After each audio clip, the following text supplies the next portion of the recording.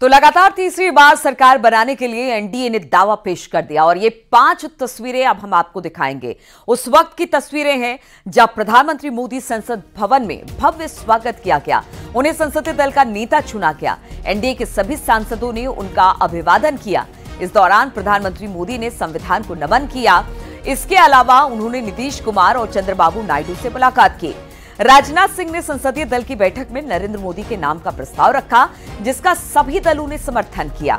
तो ये उस वक्त की तस्वीरें जब संसदीय दल की बैठक में प्रधानमंत्री नरेंद्र मोदी को नेता चुन लिया गया। संसद भवन में भव्य स्वागत किया, सांसदों ने अभिवादन किया, संविधान को नमन सबसे पहले घुसते प्रधानमंत्री ने किया और नीतीश नायडू से वो मुलाकात करे और वो तस्वीरें भी सामने आई जब हंसते दिखाई दिए प्रधानमंत्री मोदी इन दोनों गठबंधन के नेताओं के साथ।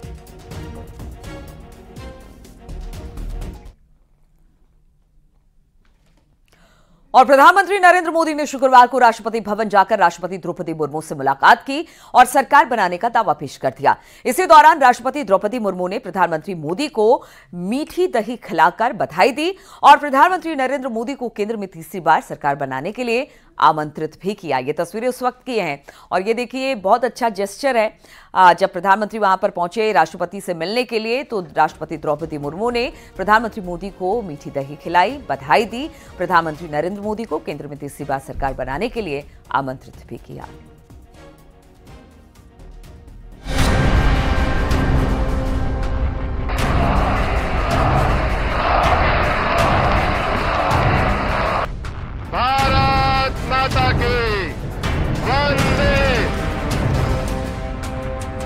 भारत माता की। उम्मीदों का सूरज फिर से क्षितिज पर छाया है।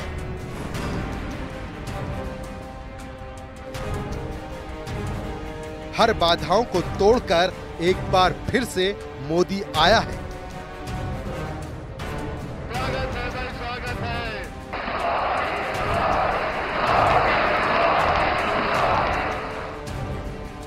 लोकसभा चुनाव 2024 में बीजेपी पूर्ण बहुमत से भले ही चूक गई हो, लेकिन एनडीए ने कुल 292 सीटें हासिल करके बहुमत का आंकड़ा पहले ही हासिल कर लिया है। मोदी की तीसरी शपथ से पहले एनडीए की बैठक में पीएम के जोरदार स्वागत ने सबको जोश से लबरेज कर दिया। इस बैठक में सभी दलों के शीर्ष नेता, सीएम और सांसदों ने भाग लिया। बैठक के बाद पीएम के नाम पर फाइनल मुहर लग गई है और 9 जून को नरेंद्र मोदी प्रधानमंत्री पद की शपथ लेंगे।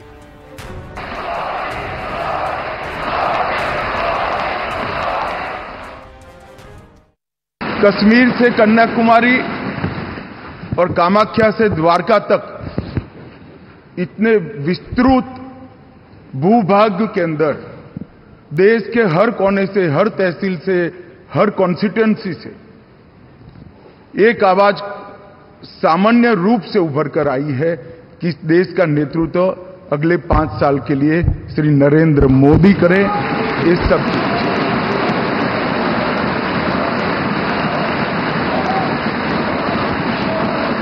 और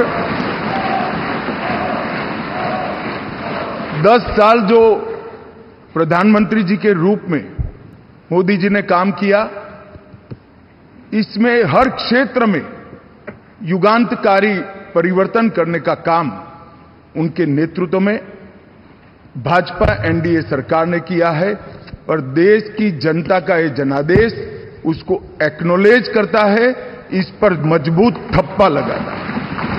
हमारी party Janata Dal United, Bharatiya Janata party संसदीय दल के नेता आदरणीय श्री नरेंद्र मोदी जी को भारत के प्रधानमंत्री पद के लिए समर्थन देती है। आज ये बहुत ही खुशी की बात है। 10 साल से ये प्रधानमंत्री हैं और फिर प्रधानमंत्री होने जा रहे हैं। I proudly propose the name of Sri Narendra Modi ji on behalf of Telugu Desam Party for the post of Prime Minister of this great nation. संविधान सदन यानी पुरानी संसद के सेंट्रल हॉल में एनडीए के संसदीय दल की बैठक में एनडीए के सहयोगियों का भव्य स्वागत किया गया। पीएम मोदी ने खुद भी नवनिर्वाचित सांसदों का स्वागत किया और पार्टी के कार्यकर्ताओं के परिश्रम का जिक्र करते हुए उन्हें धन्यवाद दिया। पीएम ने एनडीए को तीसरी बार बहुमत मिलने पर सहयोगियों का धन्यवाद दिया और कहा, न हम हारे थे न हारे हैं, हम विजय को पचाना जानते हैं। कि न हम हारे थे न हम हारे हैं।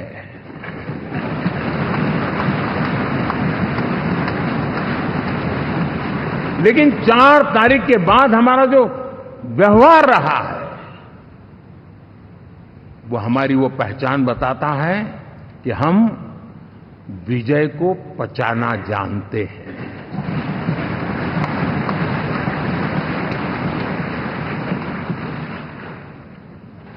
हमारे संस्कार ऐसे हैं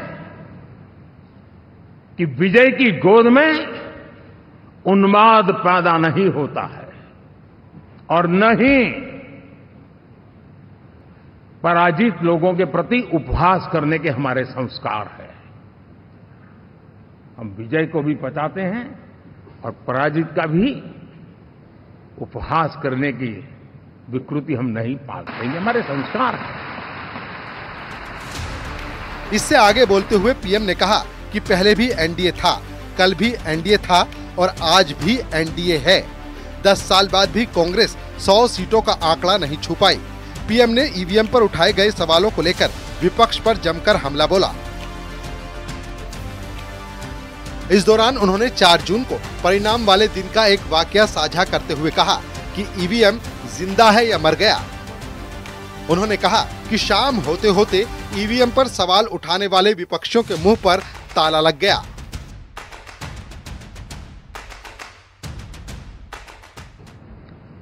इंडी गठबंधन वाले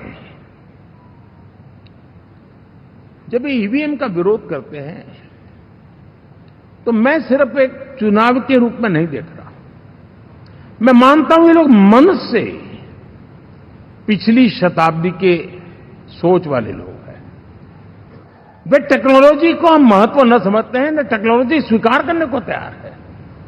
और ये सिर्फ ईवीएम में दिखाई दिया ऐसा नहीं, यूपीआई में दिखाया। जब हमने कहा कि हिंदुस्तान के लोग डिजिटल ट्रांजैक्शन करेंगे, फिनटेक की दुनिया में आज हिंदुस्तान का नाम हो गया, मानने को तैयार नहीं। आधार आज देश की एक पहचान बना है। मैं तो देख रहा हूं कि मुझे कई देश कहते हैं कि हमें आधार की पद्धति से आगे बढ़ना है, आप कैसे मदद कर सकते हैं। उस आधार को रोकने के लिए सुप्रीम कोर्ट में बार जाकर के परेशानियां पैदा की। यानी मूलतः ये प्रगति के विरोधी, आधुनिकता के विरोधी, टेक्नोलॉजी के विरोधी इंडी अलायंस हमने देखा है। साथियों, इस देश के लिए ये भी चिंता का विषय है कि विश्व में भारत के लोकतंत्र की ताकत को कम आंकने का प्रयास, और कितना एक्सट्रीम है। मैं दुनिया में ढोल पीट रहा हूं कि हम मदर ऑफ डेमोक्रेसी है, और ये दुनिया में जाकर के बता रहे नहीं हमारे देश में तो डेमोक्रेसी ऐसा कुछ नहीं, कि वो मोदी बैठ गया है, वो एक चाय बेचने वाला यहां पहुंच कैसे गया, कुछ तो गड़बड़ की होगी। ये जो इनकी मनस्थिति है जी, भारत के नागरिकों को चुनाव प्रक्रिया के प्रति अविश्वास पैदा करने का जो उनका षड्यंत्र है, मैं मानता हूं कि अब दुनिया भी भारत के लोकतंत्र की विविधता, विशालता, व्यापकता, गहनता, इन सबको भी जानने समझने के लिए आकर्षित होगी। ऐसे ही इस चुनाव के नतीजे में देखता हूं।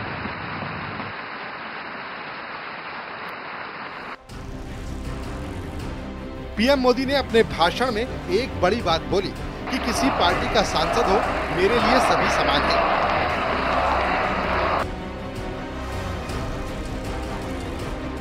विकसित भारत के अपने सपने को साकार करके रहेंगे। मोदी ने दक्षिण के राज्यों में एनडीए को मिली बढ़त का जिक्र किया। इस दौरान विशेष रूप से केरल का उल्लेख करते हुए कहा कि वहां हमारी विचारधारा को लेकर हमारे कार्यकर्ताओं पर जुल्म किया गया। इतना तो जम्मू कश्मीर में भी नहीं हुआ था। आज पहली बार केरल से हमारा प्रतिनिधि सदन में होगा। इस दौरान उन्होंने आंध्र प्रदेश और तेलंगाना में बड़ी जीत पर भी खुशी जाहिर की।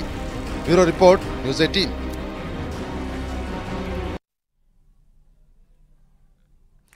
और एनडीए के महाविजय के बाद संसदीय दल की बैठक में कई ऐसी तस्वीरें देखने को मिली जिसने सबको अपनी ओर खींच लिया।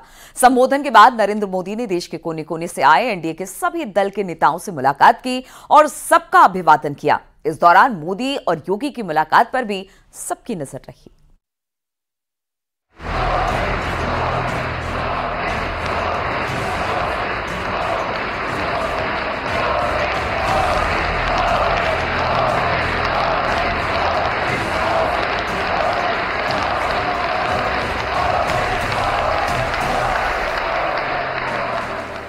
एक और पीएम मोदी गारंटी के साथ तीसरी बार सरकार बनाने की प्रक्रिया की ओर आगे बढ़ रहे थे।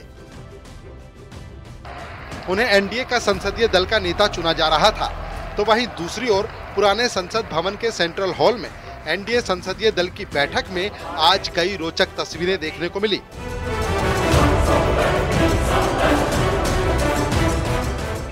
पूरा सेंट्रल हॉल खुशियों से झूम रहा था। संसदीय दल की बैठक में पहुंचते ही पीएम मोदी ने सबसे पहले संविधान को नमन किया। इधर संसदीय दल की बैठक में बीजेपी और सहयोगी दलों के तमाम प्रमुख नेता मौजूद रहे। यूपी के सीएम योगी आदित्यनाथ, बिहार के मुख्यमंत्री नीतीश कुमार और टीडीपी अध्यक्ष चंद्रबाबू नायडू भी नजर आए। अपने संबोधन के बाद नरेंद्र मोदी ने देश के कोने कोने से आए सभी दलों के नेताओं से मुलाकात की, सबका अभिवादन किया। इस दौरान मोदी और योगी की मुलाकात पर सबकी नजर रही।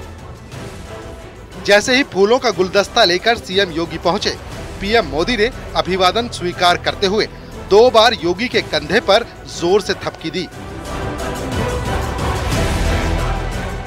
इसके बाद योगी ने दोनों हाथ जोड़कर नमस्ते किया। वहीं सहयोगी दलों से मुलाकात से पहले ही पीएम मोदी ने साफ कर दिया था कि ये चुनाव जोड़ने के लिए है, तोड़ने के लिए नहीं। ये एनडीए की महाविजय है। आप भारत के लोकतंत्र को, पहले उसकी व्यवस्था को अनादर करते हो। अब परिणाम आने से पहले एक ऐसा माहौल बना दो कि बस आग लगा देंगे। हर प्रकार से उन शब्दों का अर्थ यही निकलता है कि उन्होंने देश को उस दिशा में ले जाने का प्रयास किया था। लगातार देश को गुमराह करने का प्रयास किया गया, देश के लोगों को बांटने का प्रयास किया। अरे चुनाव एक ऐसा लोकोत्सव होता है कि ज्यादा से ज्यादा लोगों को हम जोड़े, तोड़ने के लिए नहीं होता है। लेकिन हर प्रकार से कोशिश यही की गई है। साथियों, मैं मानता हूं कि 2024 के लोकसभा के चुनाव के जो नतीजे हैं, हर पैरामीटर से देखेंगे, दुनिया ये मानती है और मानेगी कि ये एनडीए का महाविजय है। इसके इतर भी कई और तस्वीरों ने अपना ध्यान खींचा। एनडीए संसदीय दल की बैठक के अपने भाषण के बाद जब बिहार के सीएम नीतीश कुमार वापस मंच की तरफ आए, तो उन्होंने पीएम मोदी के पैर छूने की कोशिश की। जैसे ही नीतीश कुमार पैर छूने को आगे बढ़े, तो पीएम मोदी ने उनके दोनों हाथ पकड़ लिए, गर्मजोशी से हाथ मिलाया।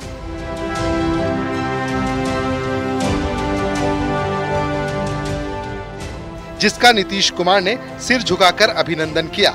नीतीश कुमार ने कहा कि हम आपके साथ हैं, अगली बार विपक्ष को पूरी तरह हराएंगे, मोदी बचे हुए काम को पूरा करेंगे।